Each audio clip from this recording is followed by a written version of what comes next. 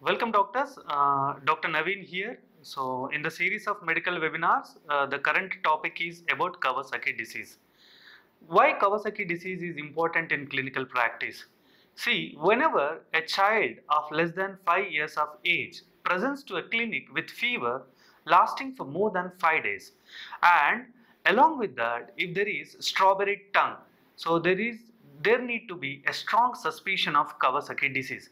Most of the pediatricians and practicing physicians on children, they tend to forget, like they tend to underestimate the incidence of Kawasaki disease.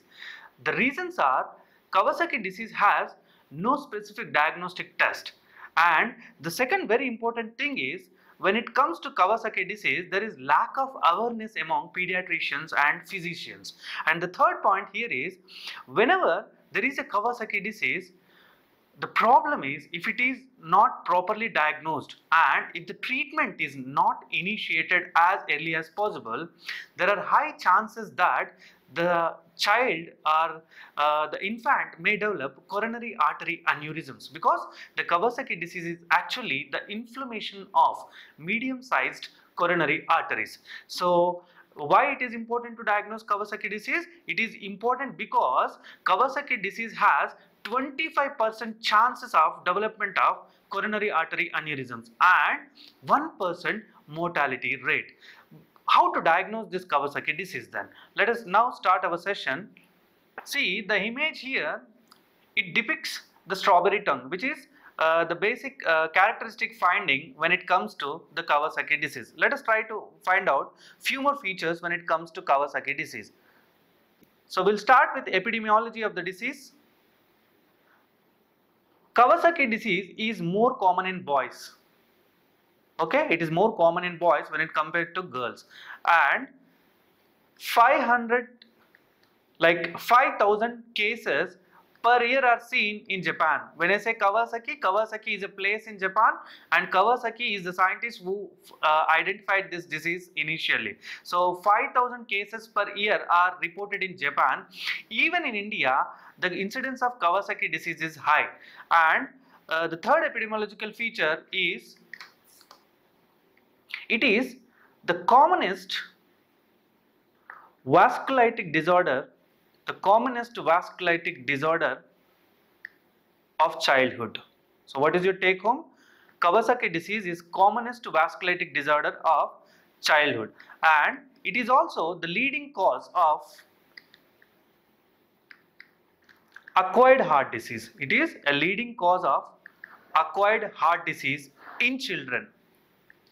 Actually, when I say acquired heart disease in children, previously the rheumatic heart disease used to be the leading cause of acquired heart disease, but now the Kawasaki disease has surpassed the rheumatic heart disease, maybe because of the increased usage of the penicillin as an antibiotic as a prophylaxis for a rheumatic heart disease might have decreased the incidence of rheumatic heart disease in modern world. So now the leading cause of acquired heart diseases in children is Kawasaki disease again. So these are few important epidemiological aspects of Kawasaki disease. And when it comes to the diagnostic criteria, as I already told you, there is no specific diagnostic test for diagnosing Kawasaki disease. So clinical knowledge or clinical implication is very important. So how a patient presents with Kawasaki disease? So there is a specific term known as temporal sequence. What is this?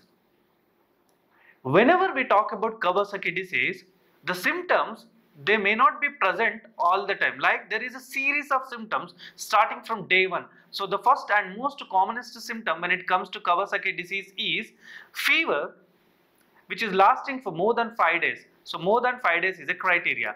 And this fever is intermittent fever or remittent fever, and it is of high grade. So this fever is of high grade. One more characteristic feature is the patient or child is highly irritable. So this may give you a clue in diagnosing Kawasaki disease. The child is highly irritable, the fever is a remittent and high grade fever, and the duration of the fever should be more than 5 days. And this is the first diagnostic criteria. The second diagnostic criteria is out of the given 5 options, 4 should be present. Number 1 is bilateral non-purulent conjunctival injection, that is red eye, which is bilateral and there is no pus formation. And as I already shown you in the image, the strawberry tongue is a characteristic finding in Kawasaki disease. So where else is strawberry tongue is seen? Strawberry tongue is also seen in other fevers. The most common cause of strawberry tongue is scarlet fever.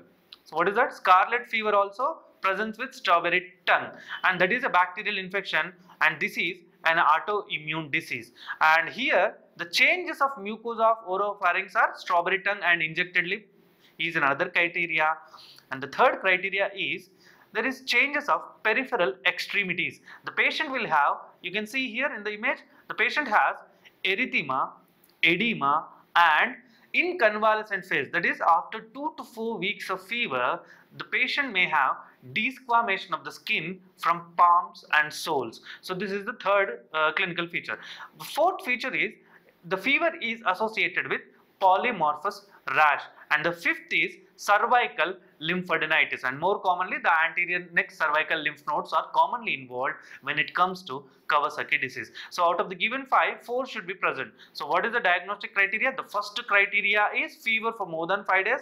The second criteria has subtypes. The sub criteria are 5. Out of these 5, 4 should be present. And the third is there should not be any specific disease process, like if I am diagnosing scarlet fever, then Kawasaki disease is out of question. So this is how we diagnose Kawasaki disease. And when it comes to the treatment options, so how Kawasaki disease is treated. So the treatment is, so now you are able to diagnose a Kawasaki disease with the based on the clinical diagnostic criteria.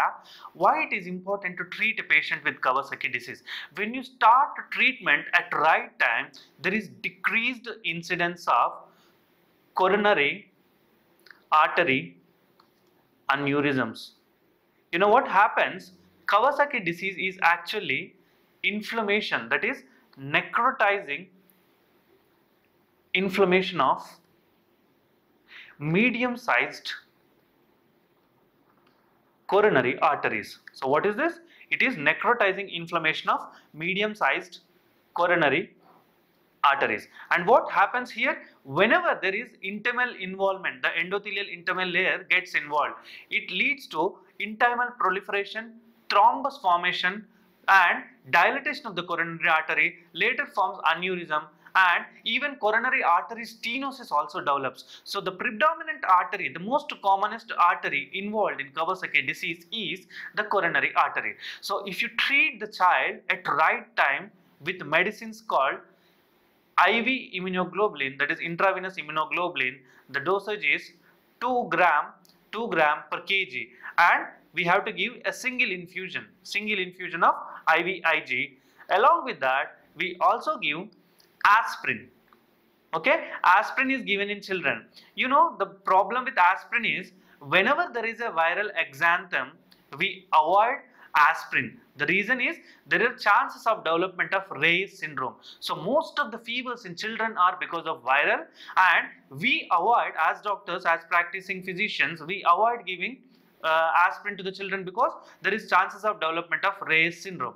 But one disease in which we do give aspirin is to the children is Kawasaki disease, and this aspirin should be started in an anti-inflammatory dosage. What is an anti-inflammatory dosage?